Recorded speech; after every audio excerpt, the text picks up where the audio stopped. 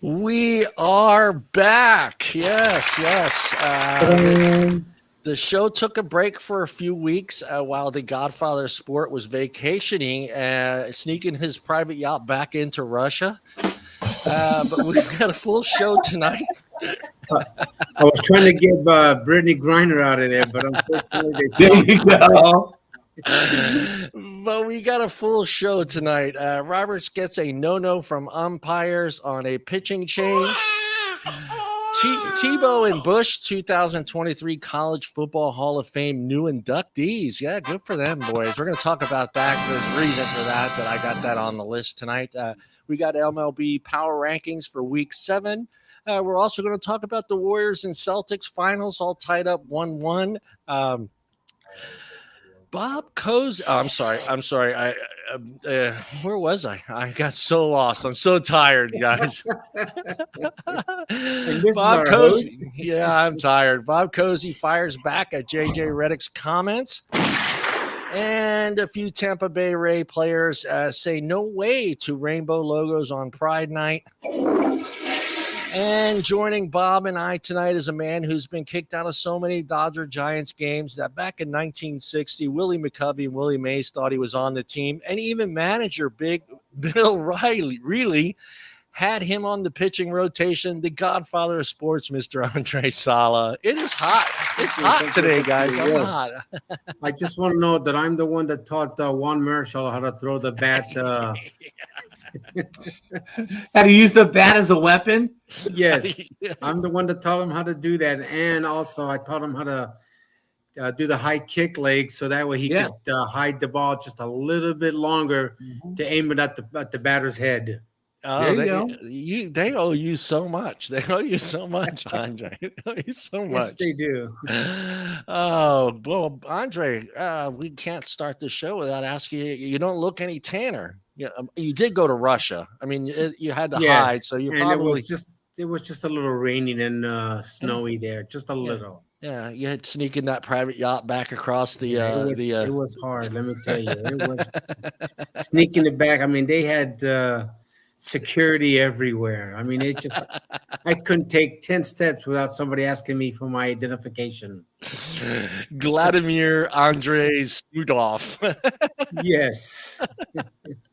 Let me see your papers. Yeah.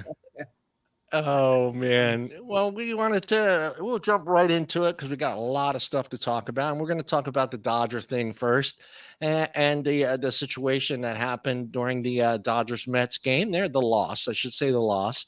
And I'm going to jump right at Bob because I want Bob to kind of explain this rule and the reasoning for this rule. Well, I just found out about it today because I was once you posted, I started reading up on it. Yeah. Apparently, you cannot use a position player to pitch unless you are either down by 6 or up by 6.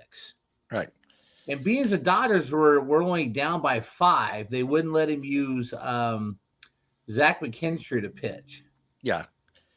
Okay, no offense whatsoever. I can kind of see. Well, I used to be able to see why this rule would be in effect, but the new rules say you have to pitch at least 3 batters. Okay, but I think it's kind of stupid. You should be able to use whoever you want. It's a stupid rule. It's a stupid rule because, all right, can you not have a pitcher come in and play first base at any time during a game? Mm-hmm.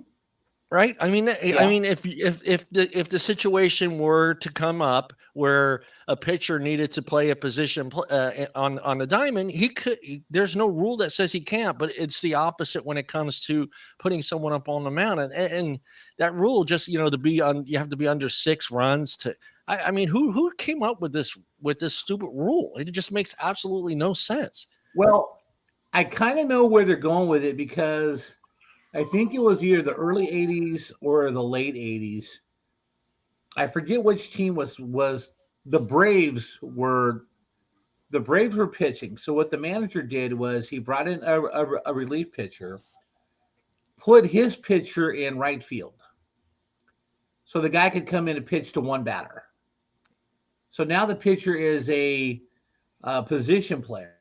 Right. So after that one batter, they brought the pitcher back in to pitch because they didn't want to lose him by pulling him from the game. Right.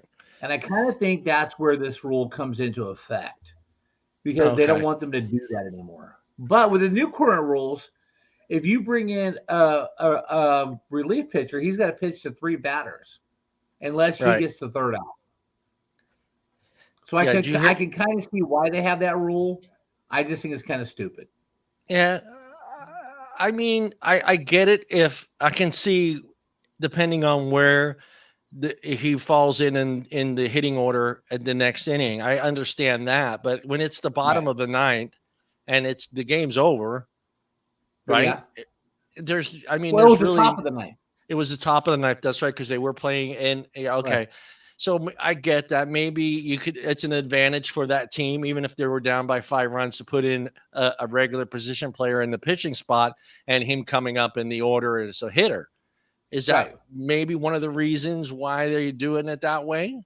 Well, I think they brought him in so they did not have to burn another relief pitcher. It was just to save an arm for the next day. Yeah. And I think that's why he wanted to do it. He didn't want to burn another relief pitcher. So, I mean, that would be my theory on it. What do you think, Andre? Stupid rule? In a sense, yes. It really is a stupid rule in a sense. But at the same time, I don't remember the teams, but I do remember that situation where the guy came, the reliever came in, pitched 1 inning or a couple of batters, and then they took the regular field. But I thought instead of playing center field, or right field, I thought he played like a closer position, like a third base or something like that. That's what I thought he played. And then they took out the reliever, brought in the pitcher back, and then put the third baseman back at his position. And I can understand why. Otherwise, every team's going to do that, and that's sneaky shit right there. That's sneaky shit. Right. But then every team will do that, and the how can I explain this way? If every team does that, which they will, you never have to worry about a reliever coming in or the starter going out of a game because the team that's at bat is starting to hit them more. So you're always gonna save your starter to pitch the next inning or the next 2 innings. Yeah, or 2 innings after. What surprised me was I didn't know the rule, and I just found it funny that the manager. It didn't seem like either one of the 2 managers knew the rule. Right. Because they were both kind of standing there. And when I read the article, I realized that I guess the last 2 years they waived that rule. That rule's just come back into effect this year. So it might have been due to COVID. They just kind of took it off or whatever, because there was going to be smaller rotations and people getting out on COVID. But it was just funny that it took that long for them to figure out, can you do this? Can we, or can we not do this? I was just like watching this replay, and both teams are just standing around like, what are we doing? Can we do this? Can we not do this? And it would just look like, everyone was just completely lost on that whole ordeal. If they didn't do this rule, could you imagine how many relievers each team would need? Because instead of having the starter come back in, now you're going to put another reliever. And then maybe an inning or 2 later, you got to put another reliever. And then a couple innings later, you got to instead of having 6 or 7 relievers that they have now, I think each team has about 6 or 7 relievers, a couple of lefties and a couple of righties. Yeah. Now you're going to have 10, 12 relievers because you're going to be using the relievers. It's true. This situation hasn't happened in 30 years or 40 years. Yeah. But now that one team's done it, it opens the door for other teams to do it. and other teams will try and do it. And instead of using a reliever, like Bob says, they're saving arms Yeah, saving arm. by doing that. And Mhm. I'm willing to bet that you'll see that in probably the next couple of weeks, more teams doing this. Because they didn't get away with it because it's part of the rule. Yeah, Right. you have to be was 6 6 runs. 6 But runs. I don't remember being at 6 runs though. I always thought you could just do it anytime you wanted to. What? You So know- did I. So I never knew that there had to be a limit. Yeah, I Mhm. didn't. I had no clue there was a limit. And it was obvious. No one knew except one umpire. Except one umpire that was like, "Hold on, wait a minute," and he wasn't even sure. He had to Right. call back east or New York. He had to call the New York office to find out if that was, if that rule still applied, or because they had waived it for the last 2 years, so they weren't sure. So it was just a little. It was a little odd just to see that hold up, and like I said, I mean, any team could put a pitcher on first base, second base, third base. It doesn't Right. matter. There's no rule or regulation where a pitcher, you could put a pitcher at any position you want it to. Just up to you. All right, let's get into the. Where am I, guys? Where am I? I don't know. Are you in Modesto? I don't want to talk about that guy yet. What we wanted to talk about was the and the reason I want to talk about the Tim Tebow and Reggie Bush thing for 2023 College Football Hall of Fame is because of what Reggie Bush went through at the end of his Heisman Trophy and then getting it stripped away. And yet the College Hall of Fame is still recognizing him for his accomplishment during his college years. And it just makes me wonder why the rest of these Hall of Fames can't do the same for guys like Pete Rose. And here you think it's going okay. That's why I see the cringe in both of your faces. So that's how I thought when I read that article. The first thing I thought in my head, good for them. They're not going to punish him for what happened. They're gonna give him the recognition that he deserves for the records and the accomplishments he did as a collegiate player, and not what happened. And they're gonna take it away. So I was just thinking, God, will this set a trend? Will the Hall of Fame, Baseball Hall of Fame, say, hey, maybe we should look a little bit more into this Pete Rose thing and make some changes? So I'm gonna ask both of you two guys, is this gonna change anything for any of the other HOFs? Go ahead, Andre. I don't think so. I don't think so. I I really saw don't on think both so. of your faces, both of you guys is cringe when I said Pete Wait, Rose. wait. Yeah. Personally, myself, I think Pete Rose should be in the Hall of Fame. Yeah. Fine. He got busted for betting on baseball games while he was manager of Cincinnati. Yeah. At the same time, he never bet anything on Cincinnati, whether to win or lose. He never bet on any certain players on the Cincinnati team, if he's going to hit a home run, strike out, whatever. Yeah. So all the betting that he did was never when Cincinnati was playing or whether for them to lose or win. Right. So as far as I'm concerned, yes, he should be in the Hall of Fame because he didn't do anything directly that involved Cincinnati while he was a manager as a team. Right. So I think he should be in. But the way these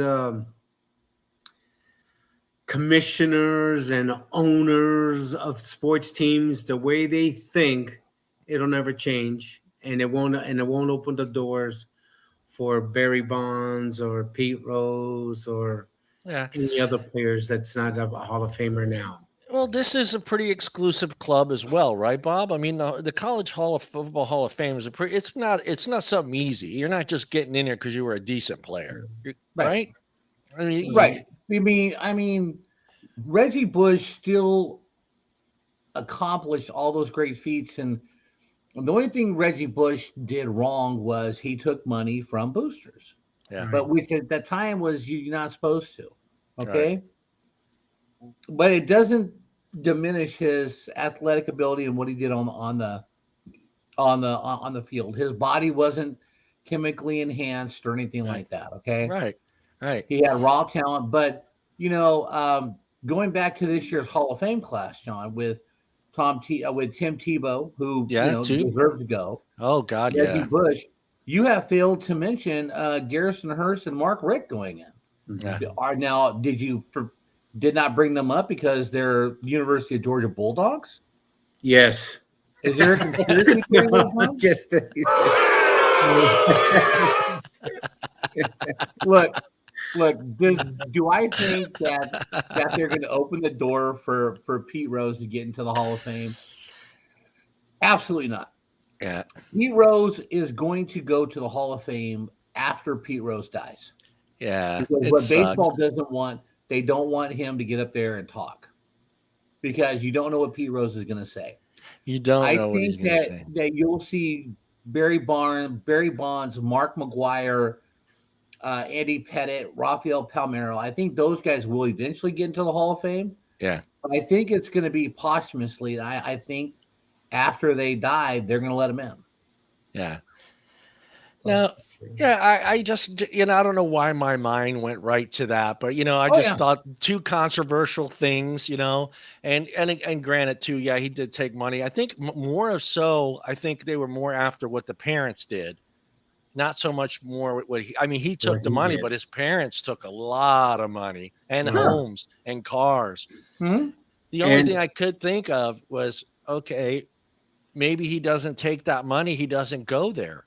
And he doesn't have he ends up at some, I don't know. He would have ended up going to another major college, but would he have gotten those records? Would he have gotten all those accolades if he were on, say, I don't know, fucking Arizona State?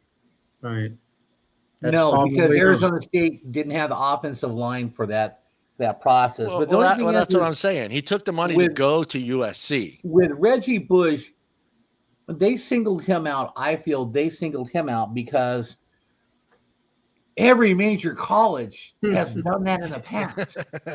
I was just going to mention that. 70s, Ohio State, Michigan, Oklahoma, Nebraska, those were your powerhouses along with Notre Dame and USC.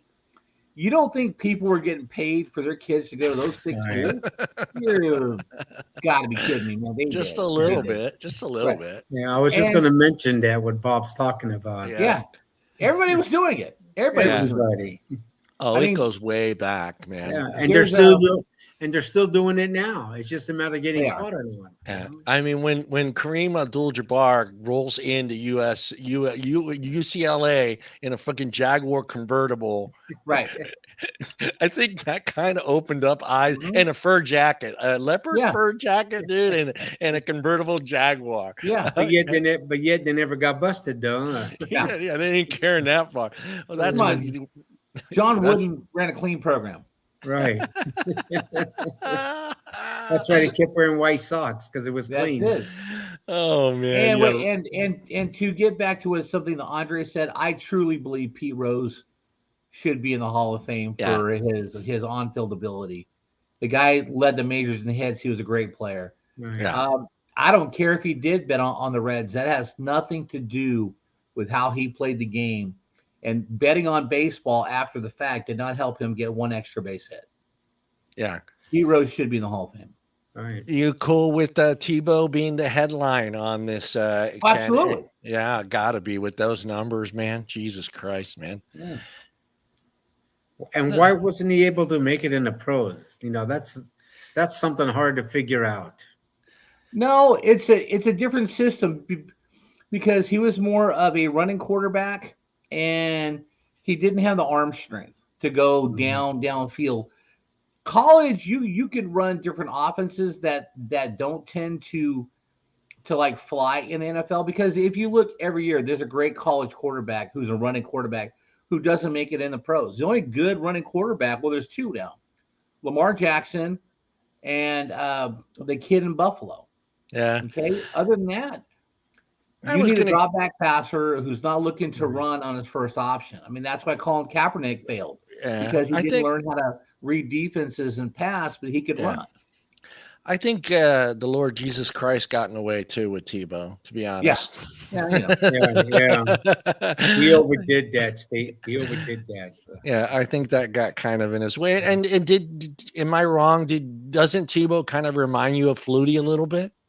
That same type of quarterback, runner. No, I don't think Flutie Flutie had a little more of an arm than Tebow yeah, did. but I don't think he was a scrambler like Tebow, though. I mean, He he scrambled a little, but he didn't scramble like every play or every other play for 10 or 15 yards. He scrambled when his life was on the line. Yeah. Flutie's problem was he was only 5'10". Yeah, that's what he couldn't see over the freaking line, dude. But he was a winner, though, right? Everywhere he went, they won. Yeah. Everywhere he went, they won the championship. So, you can't. Oh, he's only 5'2". He can't play. Well, look at all the Spuds Wells or whatever. I can't remember their names now. But he was always throwing. He was always throwing uphill, Andre. He was always throwing uphill. Look at all. I'm just talking about like Al Addles and Spud Webb. Yeah. And all these other 5'2", 5'4" basketball players that couldn't make it, but yet they're all stars. So it's not the height. But you're talking about a really small percentage. A small group. It's a small percentage, but it's the heart of the man that wants to play good. Yeah. If he has the heart and the desire, he's going to be good no matter what. What's his name? He went to Canada and won championships. He came here and he won the championship. Yep. In college, he won. He didn't win championship, but he was good in college. Flutie won a championship with Boston College, right? Oh no. The only thing they did was he threw that Hail Mary. Right. And they won. Yeah. Miami. Yeah. I mean, he might. I don't think he did. I don't think he even won the conference. Championship for the conference. I don't think he even did that. But they were a good Boston College. Was a good team. They could play with anybody and give anybody a tough fight back then. All right, Andre, hold on. It's going to get crazy here now. What do I do now? Thank you. We're going to talk about MLB Power Rankings and the Dodgers holding that number one spot. Bob, is it okay? Is it too early, Bob? Is it too early to say this is the best team in baseball? Okay? As a Dodger fan, whoever made the power rankings, they're high as hell. Yeah. Okay? Because the best team in baseball right now are the New York Yankees. Yankees. You're going to go with the Yankees, are you? Oh, they won, 10 in a row, 12 in a row? The Yankees have the best record. They're dominating. The Yankees should be number one. I was just going to ask you if you're okay with saying that the Dodgers were the best team in baseball right now, but you're going with the Yankees, right? And as of right now, you're saying though. No. I would go Yankees because I think that the Dodgers have a couple holes that they need to fill, and if they fill those holes, yes, they have a great shot at going to the World Series. But right now, I would put the Mets and the Yankees ahead of the Dodgers. Well, you got 1 and 2. Dodgers number 1, and the Yankees number 2. Houston 3. The Nets are 4. Mm-hmm. Padres number 5. Milwaukee Brewers 6. Los Angeles Angels 7. Tampa Bay Rays number 8. Minnesota Twins number 9. St. Louis Cardinals 10, and our San Francisco Giants sticking around at number 11, Andre. No, they've been sputtering for a while, It's pitching. Logan Webb, their starter, their number one ace, he's kind of stuttering too. I haven't followed him much as far as on TV, but I've been watching highlights on ESPN, and they're just sputtering. They just can't hold a lead, and that's about all I can say, I finally saw Doug Peterson that they just acquired. He hit a 3-run homer, I think, or a 2-run homer a couple of days ago to help him extend their lead or Yeah. make them win. So he's from what I just saw, it seems like that maybe I don't know how good he's been doing, but I'm hoping that what I just saw is start to make him come around and become a better not a player because he's a good player, but one that Consistent. they can depend on him to get that clutch hit that Right. they need. Consistency. There you go, consistency. Yeah, the Giants starters right now have a 4.33 ERA in the month of May. They're 19th in majors. The team's lost 11 straight. Or no, I'm sorry. They've lost seven of the last 11. 7 of the last 11. And the pitching staff has allowed 85 runs in 97 innings during that stretch. That's the bad part right there. Right. I mean, I have one thing to say. Yeah. You said the Los Angeles Angels are 6th or 7th, something like that? Yeah, 7th. Angels are 7th with a 27-8. Okay, that I'm surprised. Because what I heard on the ESPN Sports Channel last night, the Angels have lost 10 in a row, I believe. Yes. And yet they're still ranked 7th. Well, they were playing very, very well until they started hitting that losing streak. And I'm not sure if they've had a couple of injuries or not, but yeah, they have not been playing good baseball lately. Well, last week they were ranked 6th, so they went up 1. They went down one. So they're ranked. They were ranked 6th last week, and they're 27-18. So I don't know how you could lose 10 in a row and be ranked up there. I mean, look at the Giants. The Giants lost. You just said the Giants lost 7 out of 11, and they're ranked 11th. But yet the Angels are ranked 7th. Yeah, the Giants went from a 7th ranking last week to a 11th this week. So, but the Angels, they go from 6th to 7. That doesn't make sense. It's because if you look at the Giants, they are sputtering just a little bit above 500, where the Angels are at least 10 games over, or 9 games over 500. Yeah. Mm-hmm. I thought this was fun to look up, and I got it right here. And I was surprised. I thought for sure it was the Yankees this year, but the New York Mets have the highest payroll this year the Mets. I thought for sure it was the Yankees, but it's Mets, Dodgers, Yankees, Phillies, Padres, Red Sox, Chicago White Sox, Angels, Braves, Houston, Toronto, St. Louis, and the Giants in 13th, which kind of shocked me. I get why New York, they got money, they got TV money, they can spend it. But I actually thought the Dodgers were the number 1 payroll because they, with all these summer acquisitions, acquisitions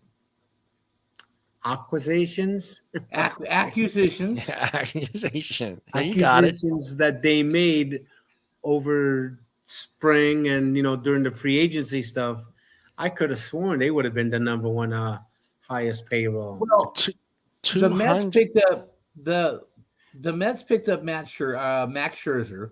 Yeah, and they're paying him $43 million a year. Yeah. They gave Francisco Lindor, $32 million a year. When Baez comes back from injury, I think Carlos Baez is making $28 million. Yeah. And then you've got Jacob deGrom, who's making about $25 million. And who else? Pete Alonso is going to get a raise here pretty soon. The Mets brought in a lot of people at high price. Now the Dodgers, Mookie Betts makes $34 million a year, but Kershaw took a hit. He went from $32 million to $18 million this year. Yeah. And Freddie Freeman only signed for $24 million. And then they had to re-sign all of their players that came up through the system. And they're still paying. What do you call it too? Because it shows $35 million that they're paying out to suspend it. And plus they're still paying Trevor Bauer, the $35 million. Yeah.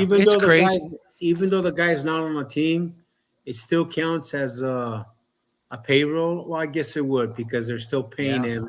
Yeah. And the payroll is a payroll. Doesn't matter if you're playing or not. Right. Well, the Mets are at 260,222,124, and the Dodgers are about 200,000 below that. But it's Oh, shocking wait that a minute. this. Wait. Yeah, that's the number, The baby. Mets are over 200 million, you just said? Yes, 300 million. $280 million. 280 million. So let's just say 280 to be. And you're telling me that the Dodgers are No, 260 million. 222,124. For the That's Mets. the Mets, and the Dodgers are 200,000 behind them. 200,000. Yeah, I so ju- it's I still thought I- pretty close. I thought I heard you say 200 million. Yeah. No, That's you what have shocked me. 1, 2, 3, 4, 5, 6 teams. Well, you might as well 7 because the White Sox are 195 million. So you have pretty much 7 teams at that $200 million range. million. That's crazy. That's a lot of money. Now I'm going to go all the way to the bottom, guys. Okay, you ready for this one? It is not our A's. It is not Pittsburgh. the A's. It's not Pittsburgh either. It is the Baltimore Oilers. Baltimore Royals. Yes, at 46 million. 46 million. That's their payroll, total That's payroll. their for the whole team? total payroll. What are That's they because paying? nobody wants to play there. Are they paying each guy $2 million and that's it? Well, no, what it is a lot of the guys who are on the Orioles are still working on the rookie minimum salary cap. All right. Yeah. Because you get them for 5 years. Oakland is number 2 at 48 million. And then you got Cleveland at 68 million, and the Pirates are at 69 million. So you got 1, 2, 3, 4, 5, 6, 7, 8 teams under 100 million. Right. Wow. 8 teams under 100 million, and then the rest are right at that 100 million to 100.5 million. And then you get into that too. I mean, how do you compete? How do you even compete? They got to knock in Baltimore. They got to knock down or is it Boston? That's the lowest payroll, 46 million. They got to so it's not Baltimore. It's Boston that has the green monster. So I was going to say they got to knock down that green monster wall so they could hit more home runs and more people might want to go there.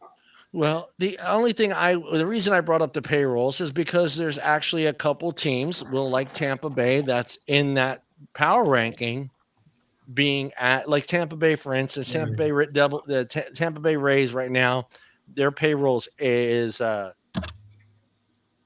87 million. Mm-hmm. 87 million, and where they were ranked? They were ranked pretty. They were in the top 10, I think. I can't remember. Yeah, but they draft well. If you look at the players on the teams, a lot of their good players are first and second year, third year players that they drafted, so they don't have to pay them yet. Yeah, they're number 8, and they're at 26 and 17 right now, eighth in the ranking. So I that's what kind of had me curious to looking into there. And I mean, even the who else? We got the Milwaukee Brewers, which were on they're at the 132 million range. So I mean, it just shocked me. What is I didn't look it up, but what is the salary for the NFL? Is it in that 200 million range as well? The salary cap for the NFL this year is 218 million. 218 million. Jesus Christ. So somebody has to scout really well. Yes. Like Bob's saying, they must have good scouts in Tampa Bay to be able to get somebody out of college to put them in their farm system and then bring them up, Yeah, what they're doing too is they really scour the Dominican Republic because their two best players, Wander Franco and Randy, it starts with an A or something. They're both from the Dominican, so they get those guys when they turn 16. But those guys that both came in and make and have made an impact. Those guys are great players in their first and second year. And the problem is once they go to free agency, if they're really, really good, the Rays will either trade them or let them go free agent. Because remember, the Rays during the World Series had two great pitchers. They had Blake Snell, who's now on the Padres, because he wanted a lot more money. They sent him to the Padres. And they had, who was the other guy they had? They had Charlie Morton. But it was the third guy they had, but they couldn't pay those guys. So those guys are all playing for different teams. Yeah. But the Rays are still competitive though because they draft well. They draft well. I mean, it makes me wonder too. I mean, with the NFL, you don't see that disparity in money spent like you do in baseball. I mean, you No, don't see. because in the NFL, you don't have local TV contracts. Yeah. Okay, so they're all sharing the same ESPN money, Yeah. NBC money, CBS money, and Right. Fox money. Yeah. So they divide that up equally because that's their TV contract. Okay, Yeah. because they don't have local like the Giants have KNBR. Okay, Yeah. and the Dodgers have KTLA. These guys are paying enormous amounts of money to play those games Yeah. because they're getting paid and they can sell more advertising. Yeah. Oakland has a real cheap contract with local TV because nobody watches them. Yeah. So they're not getting premium advertisers on there. Yeah. All right, let's jump into the last baseball topic real fast here. It says Tampa Bay Rays players say no to rainbow logos on the Pride Night. And I read the article, and I stand by those players. If it's a religious belief of yours, I don't think you should be forced to have to wear that thing. It should be on you, and I'm cool with it. I mean, I'm fine with it. I mean, I would like to get your guys' thoughts on that as well. Me personally, I have no problem with it because it's not going to affect me. Yeah. And if it's not going to affect me, I don't care what the other person or the other 5 persons do. Right. But it's going to affect Tampa Bay because if they don't want to do this rainbow stuff, it's going to take away some of the fans from going to the game and supporting them. And there's going to be, who knows, maybe some protest or whatever. Well, it was the we players. Won't see it. We Yeah. won't see that. We won't see the protest because it's not happening in front of our yard.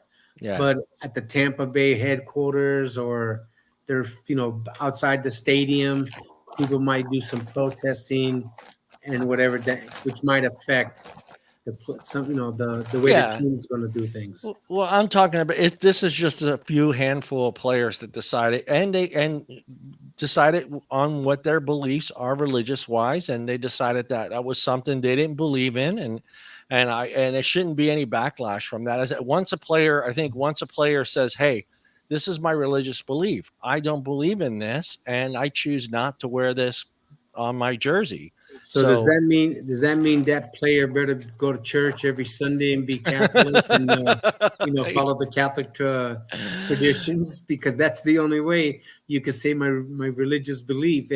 You have to be Catholic. You're saying he has to go to church every Sunday, or well, he can't. He's a baseball player, so if you can,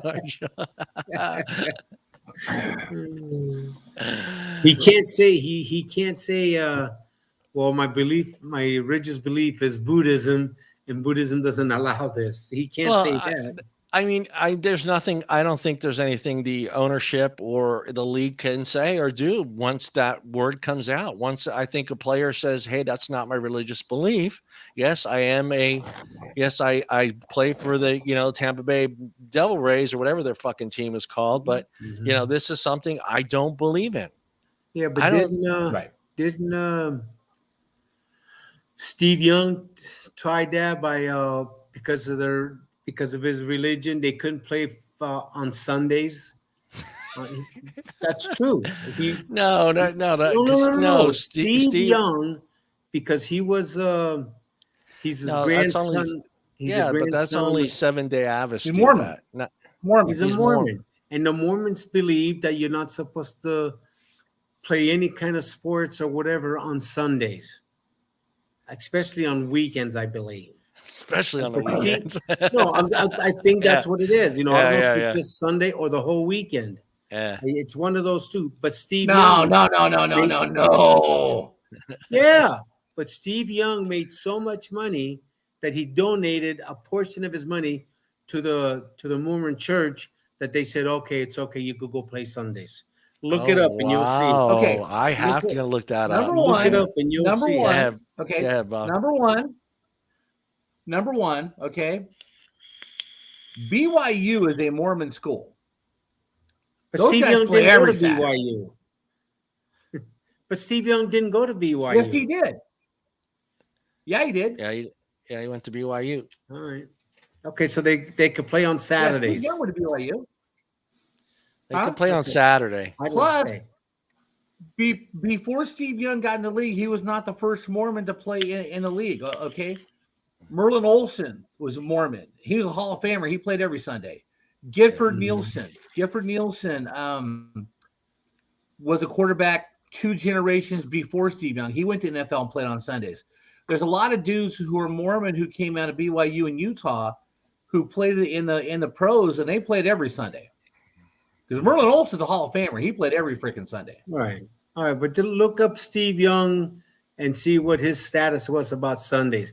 Maybe it's because he was Brigham Young's grandson. Maybe that put more pressure on him to play.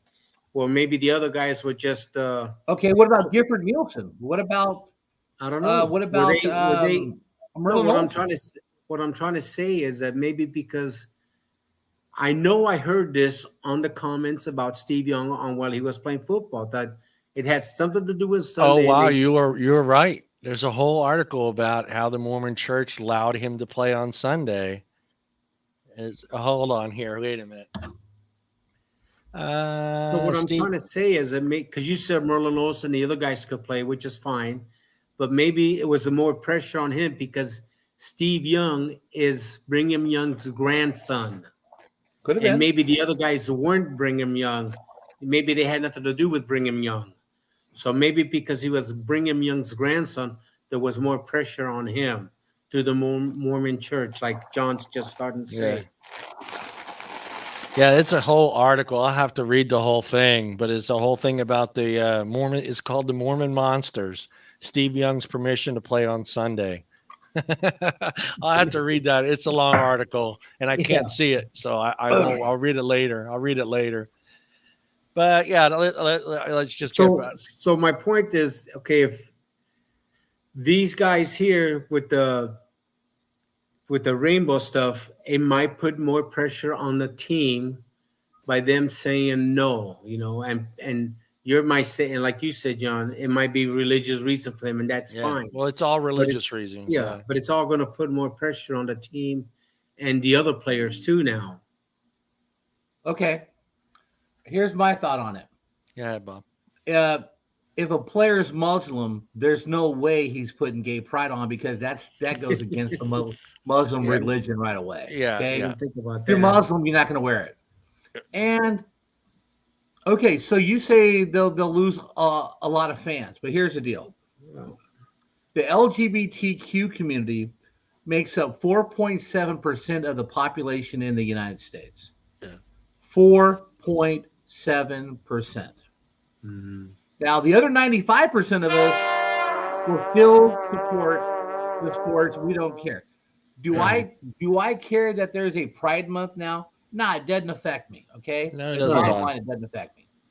Okay, but if somebody wants to say I'm not going to do it for religious reasons, I'm fine with that. Yeah, I have no problem with it because if they're going to force people to wear something that goes against their religion beliefs, right. I think that you should be allowed, like on the women's soccer team, half the team is lesbian. I think, if you're going to make these people wear the logo, I think they should wear shirts that advocate heterosexuality. Okay, it's normal day. right? It's normal day. And if they have a problem with it being normal day, go no. The Rays had to wear the pride stuff, so you got to wear this. Yeah, I'm with you there. I'm with you. I think it's a choice to that should be respected. You personally, I mean, you're going to wear the uniform. Just don't put that. Because trust me, if I was a player, I'd be kicked out of the league because when they told me to wear the BML sticker on my uniform, I told them kiss my ass. Yeah. Well, some of the players ripped the rainbow thing off of their jerseys because it was a hat. Right. Started out with a hat, and then the jersey had the rainbow logo on it. Some of the guys actually took the rainbow logo off the jersey because they weren't even going to wear it on their jersey. So, yeah, I mean, like I said, I mean, you have to respect the, you know, if you want to respect LGB, whatever it is, but you also have to respect that person's religious beliefs and as well as just, you know, you can't force someone to do something. And I don't care how many millions and millions of dollars you're getting paid to be there. If that's your religious belief, that's your religious belief. And I'm going to leave it at that. I'm gonna get away. Let's talk some NBA basketball. And okay, guys, I have been watching the last 2 games, and I looked over at Bobby, my buddy Bobby, and I said, Bobby, I hate this game. And he looked at me and he's like, I know what you're saying. And I cannot stand. And it's amazing to see someone make a shot from half court. I love it. Great. I love all that shit. All the three. But I miss people driving the paint. I miss people setting up in the post. I miss all that. And it seemed like I was watching a shootout more than I was watching an NBA basketball game. Well, that's what basketball is now. Ever since that 3-point line came up, there's no more big man in the middle. There's no more power. They still have the power forwards, but they're hanging out at behind the 3-point line. And maybe when a guy takes the shot, maybe they go in and try to get a rebound if he misses, instead of a lot of times they just wait outside. It's ever since that 3-point line came, it's been nothing but shootouts, and all 5 guys, you could see all 5 guys around the 3-point line. And when the guy shoots and misses, you got 4 defenders from the other team just trying to figure out, are you going to get it or am I going to get it? Are you going to get it? And so on and so forth. It's just the game now, you know, which is I like the idea that when Rick Barry used to drive to the hoop, or Al Addles or Gail Goodrich or Jerry West, you know, those were the guys that they can drive to the hoop and then kick it out. There's nothing wrong with that kind of a game, and no teams do that anymore. Well, the problem was, as well, as I'm watching this game, anytime someone did drive to the hoop, there was a foul called. And I was just like thinking to myself, that would have never been called in the 80s or in the 90s. That would have been play on. Right. Let's go. But no foul. But we can't think about in the 80s that wouldn't happen, because we're not in the 80s anymore. No, so I know. We got to think about today's game, today's thing, you know. And one thing that bothers me a lot is that every time somebody goes, like you said, John, tries to drive to the hoop, or even just shoots from a 3-point line, or the 12-foot jumper, the 15-foot jumper, they're all complaining they got fouled. Yeah. Every guy's complaining that Draymond Green, every time he takes a shot and he misses, and one, you could hear him yelling, and one, which means it's the basketball, plus I should get a free throw. Just play the stupid game, man, you know? And if it's a foul, they'll call it. If it's not, maybe they'll call the next. If they don't call it, maybe they'll call the next one, you know? And I know we keep talking about, you know, that, well, some referees, some players get away with this and some don't, you know, and then they don't call it now, but they'll call it in the third quarter, you know, because they're leaving it out. Yeah. I know we keep saying that, and then we keep complaining, you know, we talk about that, and then somehow we always get around to saying, well, they'll even out, even though we know they won't even out. But that's what we always say. We always say that eventually they'll even out. It's just thoughts. Go ahead, Bob. Your thoughts, Mr. Sharp. Okay, well, yeah, I mean, thank God I had to work, because I wouldn't have watched it anyway, even though I'm a Celtic fan.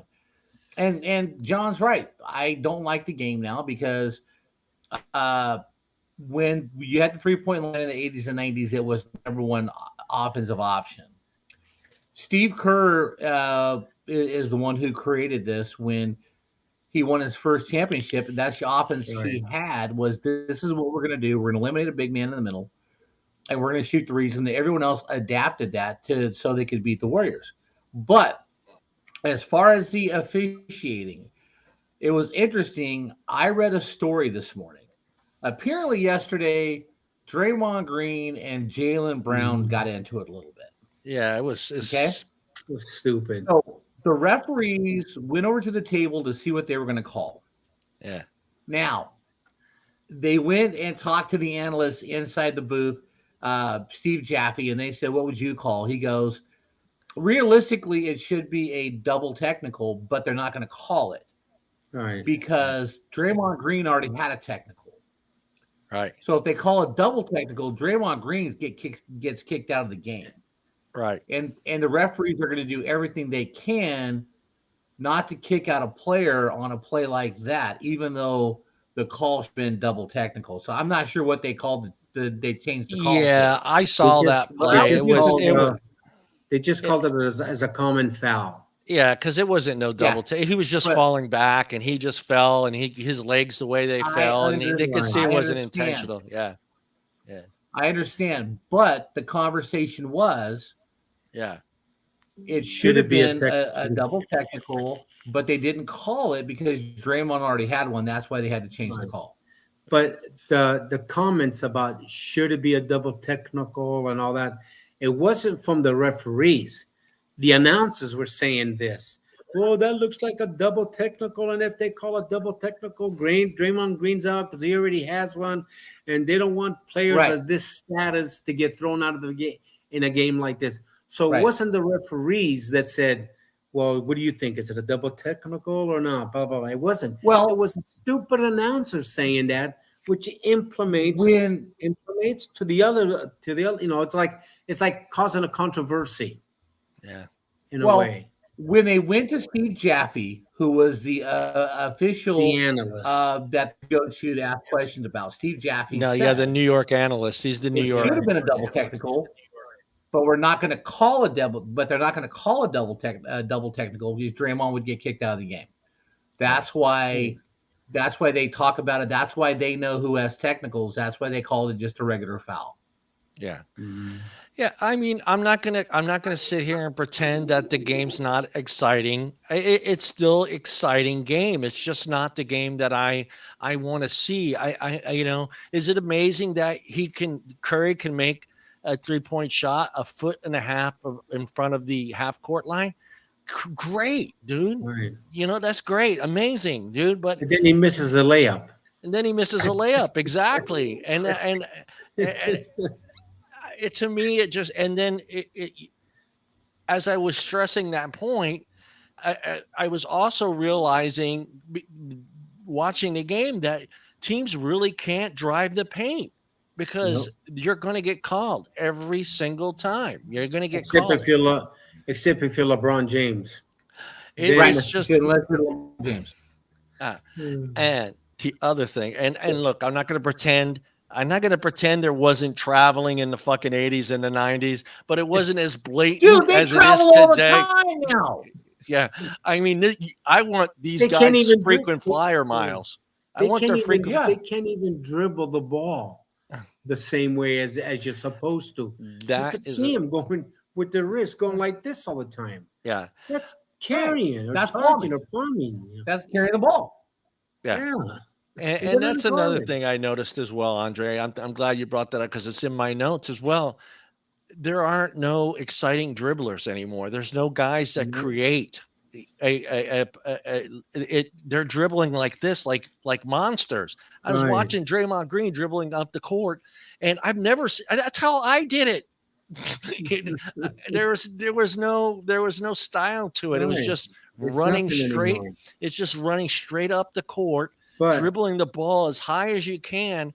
And to me, I'm like thinking to myself, okay, they were up and then they got down. And I'm like thinking to myself, hey, this is when you should be going for 2-pointers, not 3-pointers. You know, you're up by fucking 15 and now all of a sudden you're down by 12 and you're still shooting threes. And I'm looking at the middle part of the court, the basket, underneath the basket. There's literally no one there.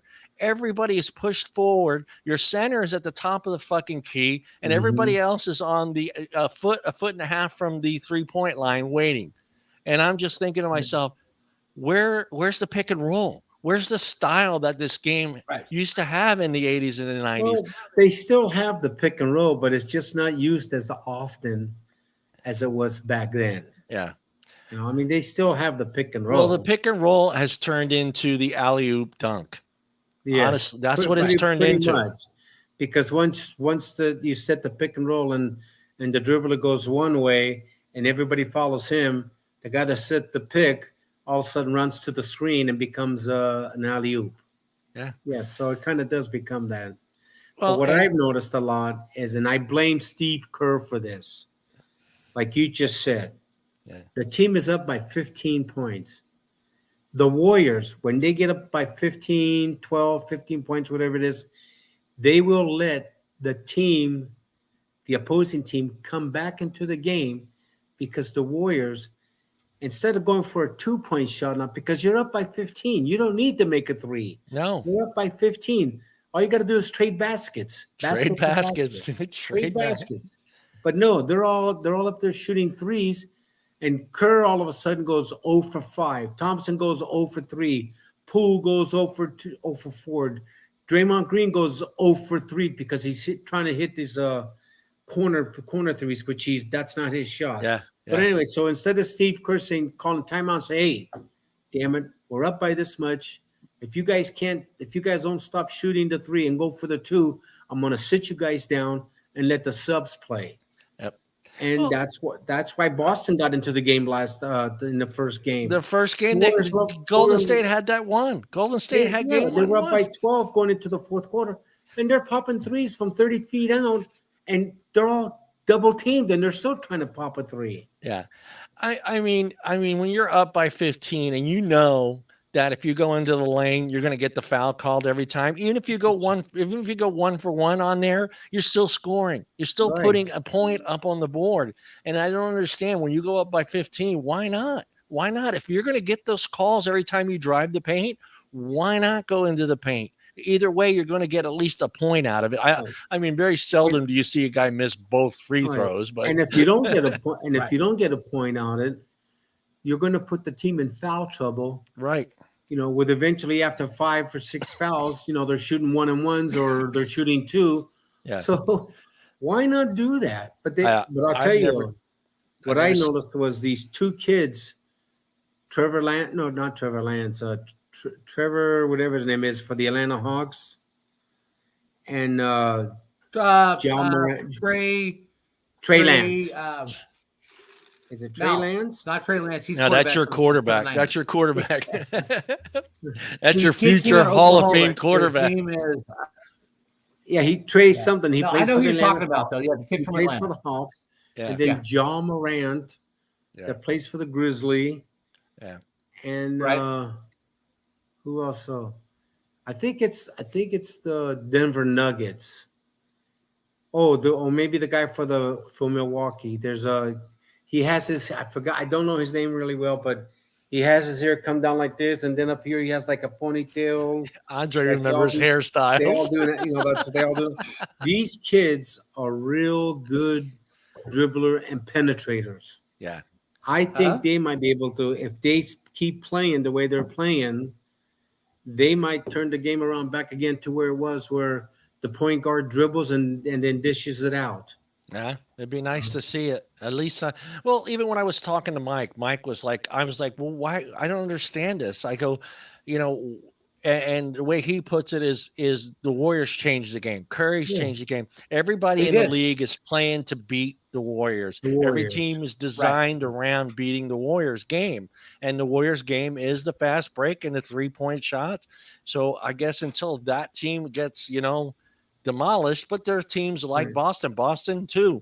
I mean, Boston gets fucking hot. Boston can roll up 20 fucking points on you. Yeah, they did it the night in game 1 where they weren't covered. All their 3-point shots that they made, there was nobody within 6 feet of them. Yeah. And they just had these free open shots, and they were just boom, boom, boom, boom, boom, boom. Yeah. All of them. They were last night's game, when you watch the game, you see, and it's not just last night's game, but other games, you will see Draymond Green 3 feet below the rim, that he can just, take a little 2-footer or go for a layup, and he won't shoot it. He'll pass it off to somebody that's out in the open for a 3-point shot, and then that guy misses. Yeah. That takes a 3-point shot. So instead of getting a sure 2, you get garbanzo beans, and then the other team comes down and gets a 2 or 3, and all of a sudden they're only down by 3 or 4 instead of 10, 12. Yeah. All right. Speaking of the old game, let's go into the last topic here. This article was sent to Bob. This is Bob, just your article right here. Cousy firing back at JJ Yes. Redick. I love it. Go ahead, Bob. I'm gonna let you take on this. Wait. Before Bob goes to enhance me on what JJ Redick did or said. Bob's gonna tell you. Bob's gonna tell you. Well, I'm gonna explain to you. Okay. It's So hilarious. JJ Redick is on ESPN, and he does a segment with Stephen A. Smith. Yes, I saw And that this JJ morning. Redick made a comment. Huh? I saw this was 2 JJ weeks ago. Redick. This And, was 2 weeks ago. oh, okay. Right. So this was 2 weeks ago.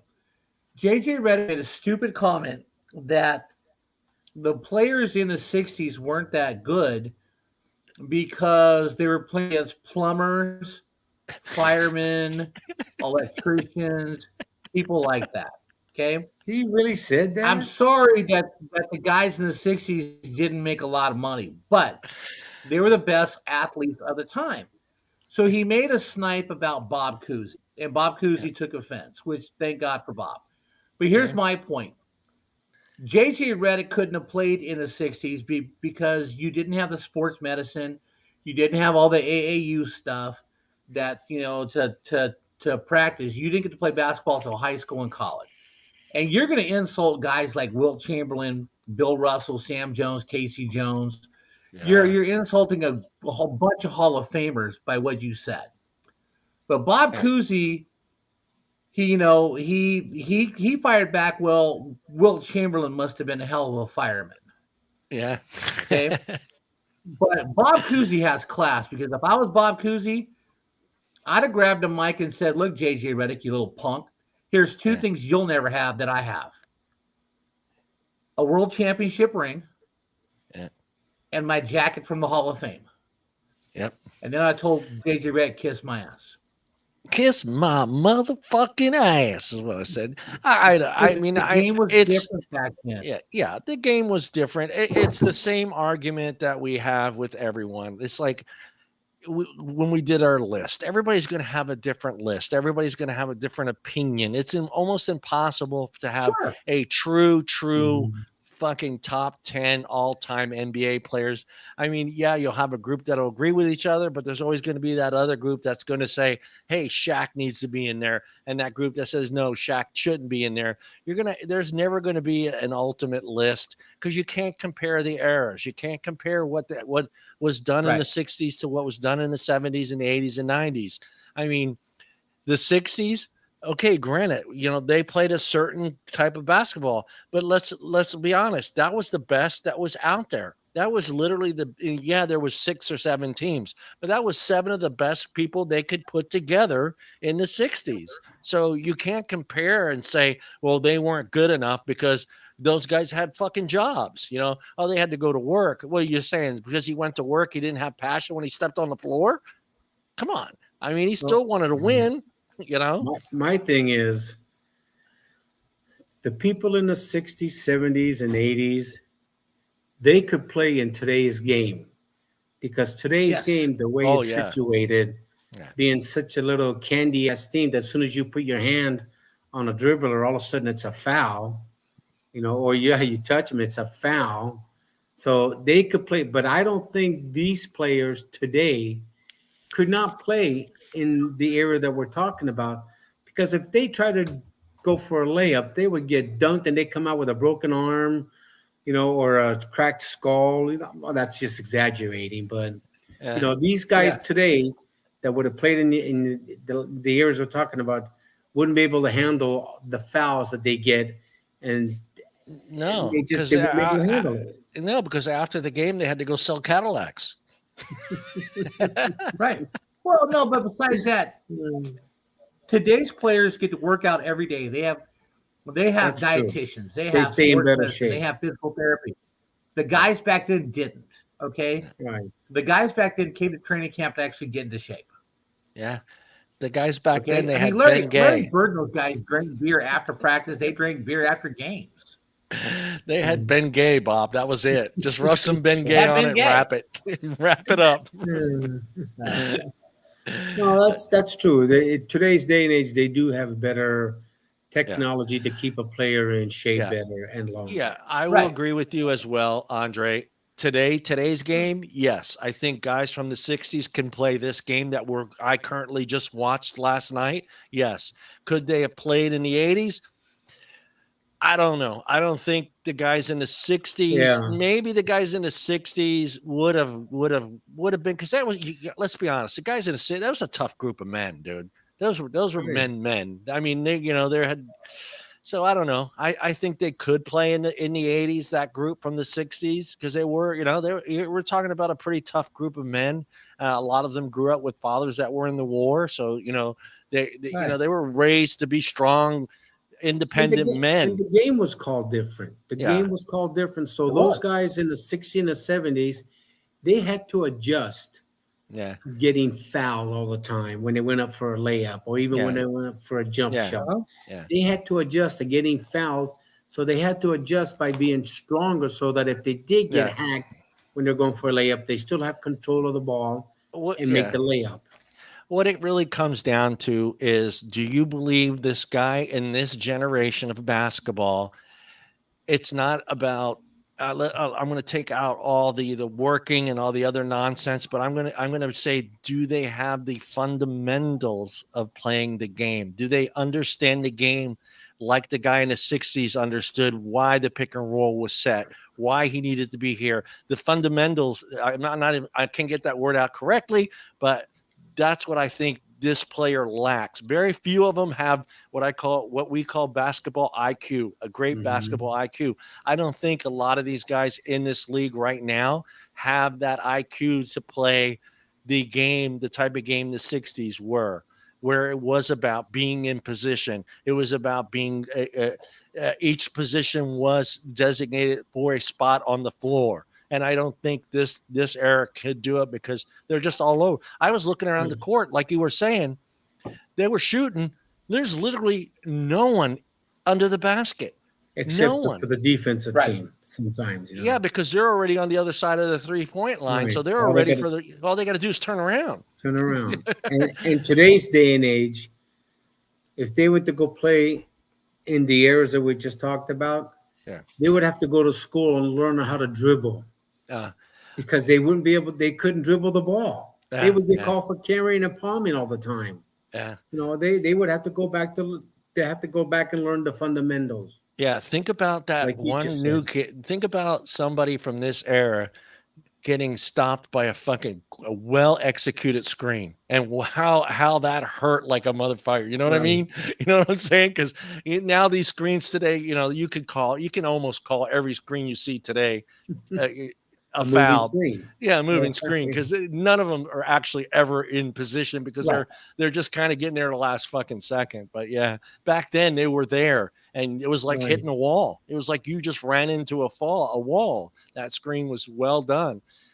All right, guys, we're done. We're done. Oh, you guys, I got one thing to say. Go. You got it. You've been on vacation. Go ahead.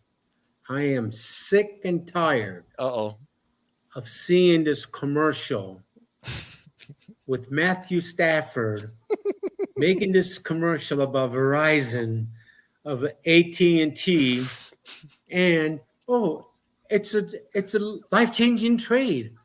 And then he winks. I am sick and tired of seeing that. And if I had my virtual reality way to do it, every time he made that commercial and he winked, I would shoot his eye out. Hold on. And one more thing. Wait, hold on. Are you talking about this guy right here? And one more thing. Uh-oh.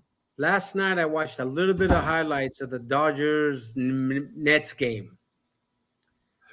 Those blue uniforms that the Dodgers have, somebody ought to burn them, because they look so stupid. Oh, who designed those uniforms? The same people who designed those stupid-looking orange things that the Giants wear. Yeah, that's pretty ugly too. But the Giants only wear them once on Friday. Yeah, Friday night orange. That's the only time they wear them. Yeah. And they don't wear it all blue orange. The top this is is the orange. first time the bottom Dodgers is won't white. wear those blue uniforms this year. This is the first time. That's the first time. We probably won't see them again. I don't know. I thought I saw them before, but if you guys see the first time, Well, it's no, the every first time. team has like 5 home games this year where they're going to wear the tribute to the city uniforms. Yeah, tribute and to I the think city. the Dodgers are god awful ugly myself. I think those are also designed by the fans, Andre, correct? Bob? Marine thinks that those uniforms that the Dodgers wear all blue are pajamas. Exactly. Spoken like Andre, spoken like a true Giants fan. Before you attack my man Matt Stafford, okay, I was going to stand up for you. I was going to tell John, I said, in our logo, it says Bob and John Sports Hour. I was going to say we need to add with the Godfather. There's a Andre new logo Sala, coming. so the written words get on the screen. Well, But now that you attacked my boy Matthew Stafford, Andre, you can kiss my ass too. Hey, listen. If you don't like what I say, you can bachimio culo. and my feet. Because my feet are more important than my culo. I did not say the Dodgers are wearing pajamas. You said they looked like pajamas. I said it's evening wear. No, that's not true. That's even He worse. said pajamas. That's even worse. Evening wear. There is a new logo coming with your name on it. So I'm working on that. Don't do that. Yeah, I'm working on. I had to change everything. We can't even use the song anymore because they won't allow us use the boys well, are that's back. because ESPN, I think, uses that. Yeah, the sons of bitches. I think maybe you're right. I think once they started using it, that's when I think I got the notice that I couldn't use it. Yeah, I think, as a matter of fact, I'm pretty sure I heard it last night. They started using it a couple weeks ago on one of their shows. And as soon as that happened, I think that's when I got the hammer on our show that we couldn't use the boys are back in town. I wonder if I used the other rendition, Bob, I'd get away with it. Or does it still owned by? It's probably still owned by Columbia, though. What's the other one? What's the other one? The Bus Boys? Yeah. You could try. It's probably still owned by Columbia. Well, what's the other one version? The version that we were using was the Blues Brothers, right? Yeah. Thin Lizzy. That's right. Thin Lizzy's. Yeah. But yeah, so we'll be fine. Yeah, all right, we are out of here. Yeah. Okay. I know I missed Kathy's back, so I forgot to say hello to Kathy, but I'll send her a message and apologize. Okay, I'm going to have the last word. Keep Stafford off the screen. Which one? Stafford off the screen. You want Uncle Rico? Uncle Rico? You want Uncle Rico out there? Yeah, I'll take Uncle Rico instead. Hey, I'll say this before we leave, Andre. Once your Trey Lance starts playing, you might want Uncle Rico to come over to San Francisco and play for you. Once Trey Lance starts, you guys are going to be crawling back to your home. Okay. All right, guys, we are out of here. We'll see everybody next Monday. All right. Thank you, Bob. You Thank you, Andre. All right. Take care. All right. Bye.